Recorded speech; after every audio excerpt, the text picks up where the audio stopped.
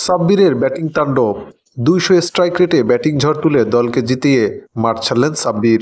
প্রথমবারের মতো আয়োজিত লঙ্কা টি10 সুপার লিগের শিরোপা জিতেছে বাংলাদেশি মালিকানাধীন দল বাংলা টাইগার্স হাম্বানটোটা। ফাইনালে জাফনা টাইটান্সকে ২৬ রানের বড় ব্যবধানে হারিয়ে এই শিরোপা অর্জন করেছে দলটি।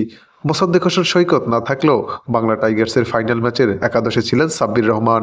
ম্যাচের গুরুত্বপূর্ণ সময়ে সাব্বির রহমান খেলতে নেমে দারুণ একটি ক্যামিও খেলেছেন। মাত্র ৮ বলে ২০০ স্ট্রাইক রেটে করেছেন ১৬ রান। দৃষ্টিনন্দন দুটি ছক্কা হাঁকিয়ে ৮ বলে ১৬ রান করে ফিরতে হয় সাজঘরে। এরপর অবশ্য দাসুন সানাকার ১০ বলে ২১, সেবন ড্যানিয়েলের ১৫ বলে ২৬ রানের ইনিংসে ভর করে নির্ধারিত ১০ ওভারে ৭ উইকেট হারিয়ে ১৩৩ রানের পাহাড় জড়ো করে বাংলা টাইগার্স। বাংলা টাইগার্সের ছুড়ে দেওয়া বিশাল এই লক্ষ্যের পিছনে ছুটতে গিয়ে হযবরল অবস্থা হয় জাফনার।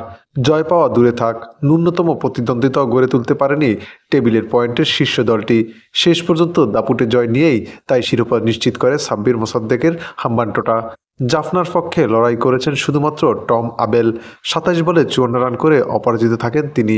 তাই তো ম্যাচ শেষে দাসুন সানাকা সাব্বির রহমানকে ধন্যবাদ দিতে দেখা যায়।